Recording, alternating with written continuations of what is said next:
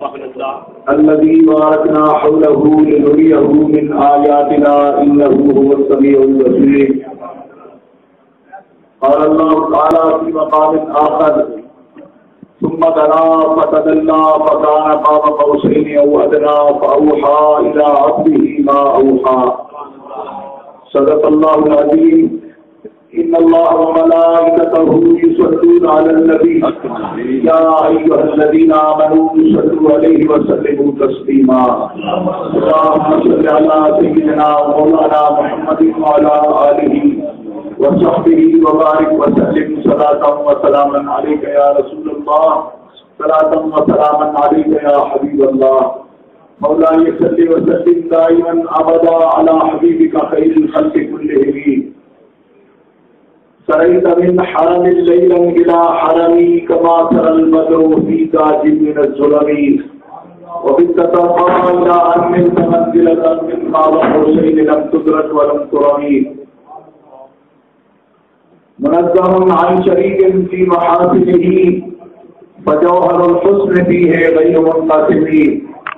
ثم الرضا عن أبي بكر وعن عمر وعن علي وعن عثمان في الكرم. اللہ تبارک و تعالی جل جلالہ وعظم نوالہ وعظم شانہ وعظم برہانہ کی حمد و ثنا. حضور رحمت عالم، نور مجسم، شفیع معظم، قائد المرسلین، سید النبیین، امام الاولین والآخرین، جناب محمد مصطفیٰ احمد مجتبیٰ صلی اللہ علیہ وآلہ وآصحابہ وبارک وسلم کی بارگاہ اقدس میں ہدیہ درود و سلام پیش کرنے کے بعد، معزز و محترم حاضرین، سامعین، اہل اسلام، اہل سنت و جماعت، عاشقان مصطفیٰ و محبان اولیاء، آج کی یہ تقریب سعید حضور نبی کریم رؤوف الرحیم علیہ التحیۃ و تسلیم تاجدار مدحہ صلی اللہ تعالی علیہ وسلم کے میلاد پاک اور ذکر معراج پاک کے سلسلہ میں، اور امیر المومنین امام المسلمین تاجدار الاتقیٰ حضرت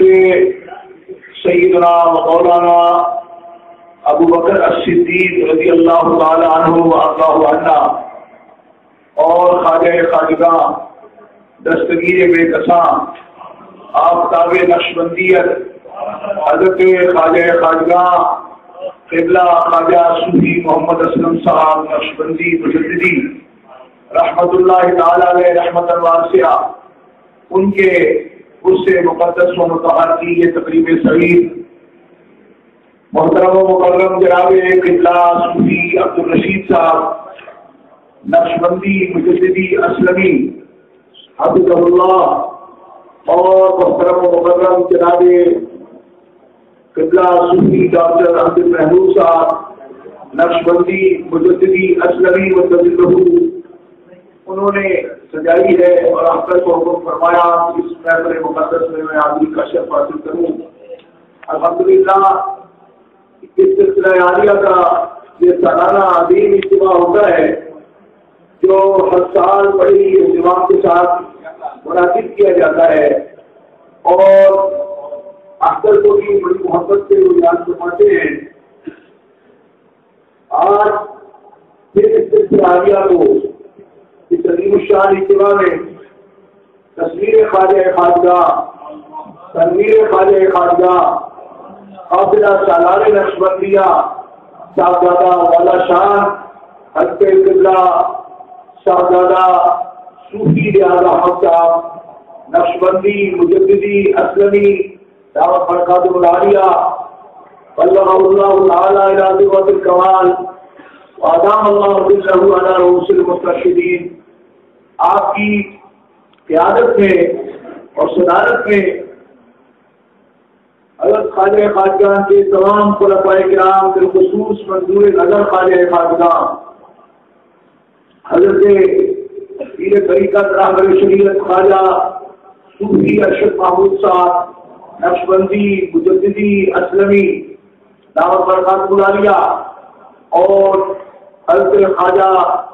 مولانا صوفی محمد اصغر صاحب نقشبندی مجددی اسلمی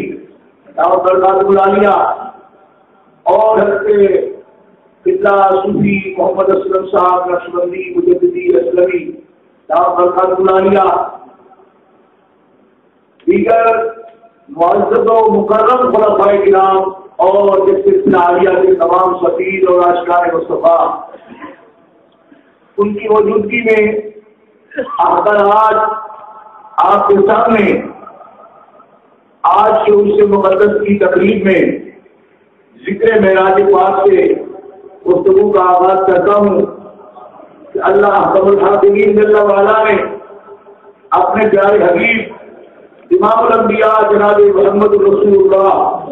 صلی اللہ علیہ وسلم کو تمام اوصاف سے متصف فرمایا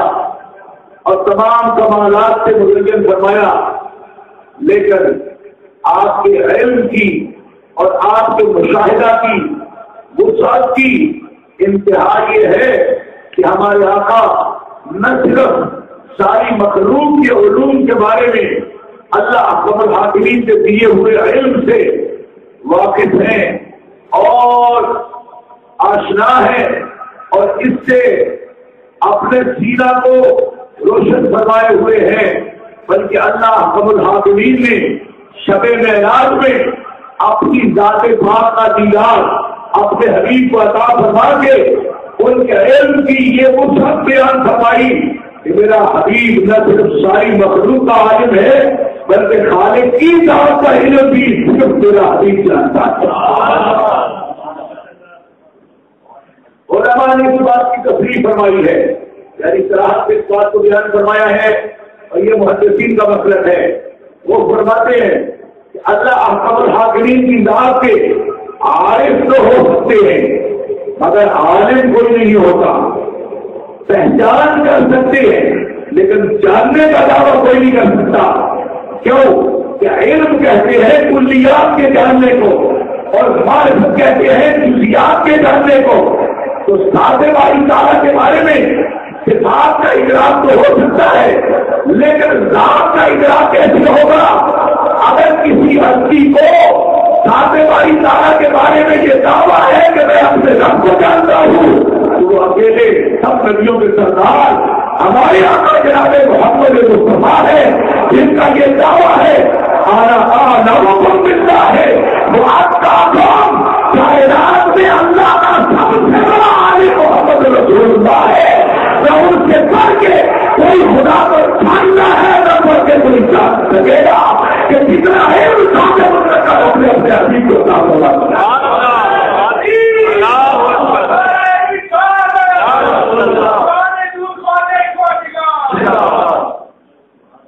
اور اسی کو اللہ احکم الحاکمین نے سورہ بنی اسرائیل میں اس کیفیت کو بیان فرمایا، پاک ہے وہ ذات جس نے سیر کرائی اپنے اپنے مکرم کو ذات کے تھوڑے سے حصے میں مسجد حرام سے مسجد اقصی تک، وہ مسجد اقصی الذی بارکنا حولہ جس کے ارد گرد ہم نے برکتیں رکھی ہیں، لنریہ من آیاتنا، اور یہ سیر اس لیے کرائی کہ تاکہ ہم اپنی نشانیاں اپنے حبیب کو دکھائیں۔ یعنی معراج شریف کا مقصد یہ بیان فرمایا کہ ہم اپنی آیات اپنی نشانیاں اپنے حبیب کو دکھانا چاہتے ہیں، اس کے لیے ہم نے یہ سیر کرائی ہے اور یہ معراج کرائی ہے، اور جسے سیر کرا رہے ہیں انہ هو السمیع البصیر،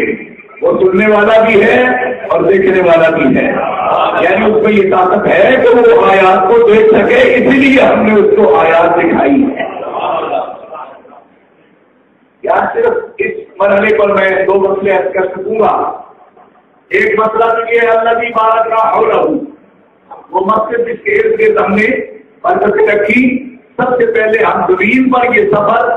یعنی مکہ مکرمہ سے سیدھے حضور کو آسمان کی طرف لے جایا جا سکتا تھا، مسجد اقصی سے وہ خاص راستہ نہیں ہے کہ پہلے مسجد اقصی لے جایا جائے پھر آسمان کی طرف لے جایا جائے، لیکن اس میں حکمت یہ ہے کہ فرمایا زمین پر معراج یہ ہے کہ جتنے بھی صاحب